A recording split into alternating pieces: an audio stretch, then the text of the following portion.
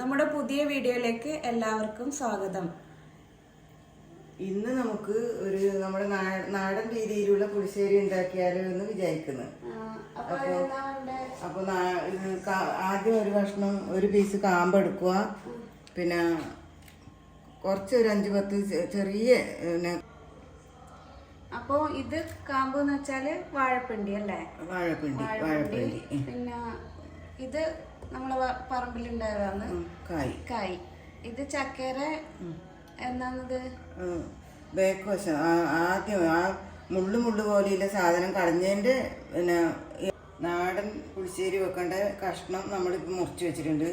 ഇപ്പം കാട്ടുകായ എടുത്തിന് അത് കുറച്ച് വെള്ളം എടുത്തിട്ട് വെള്ളത്തിൽ ഫസ്റ്റിൽ മുറിച്ചിടണം, എന്നാലും അതിൻ്റെ കറ പോലും. അതിൻ്റെ ശേഷമാണ് കഴുകിയിട്ട് എടുക്കേണ്ടത്.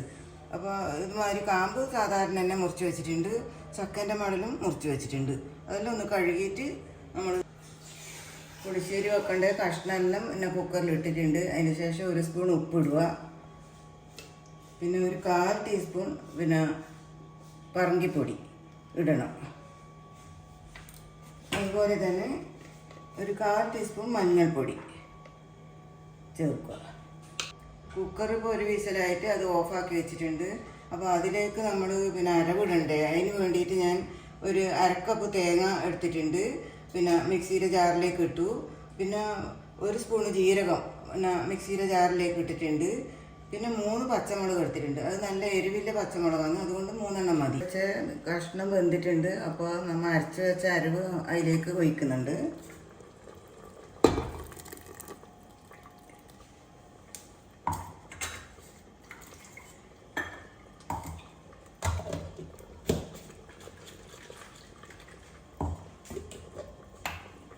കുറച്ച് കറിവേപ്പിലയിലിടുന്നുണ്ട്. അപ്പോൾ ഇളക്കിയിട്ട് നമുക്ക് ഇങ്ങനെ പുളി ഇതെല്ലാം നോക്കാം. ഒന്ന്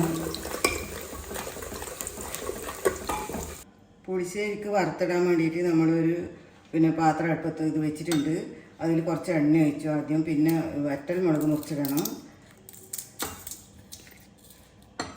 അത് 2 എണ്ണം എടുത്തിട്ടുണ്ട് ഞാൻ.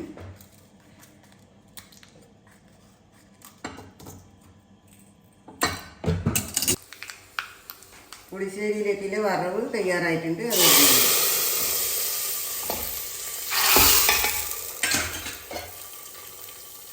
അപ്പോൾ നമ്മുടെ നാടൻ പുളിശ്ശേരി പിന്നെ റെഡി ആയിട്ടുണ്ട്.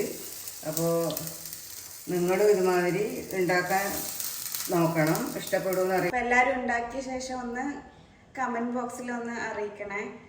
എല്ലാവരുടെ സപ്പോർട്ട് ഉണ്ടെങ്കിൽ നമുക്ക് ഇനി ഇതുപോലുള്ള നല്ല വീഡിയോസായിട്ട് ഞങ്ങൾ വരുന്നതാണ്.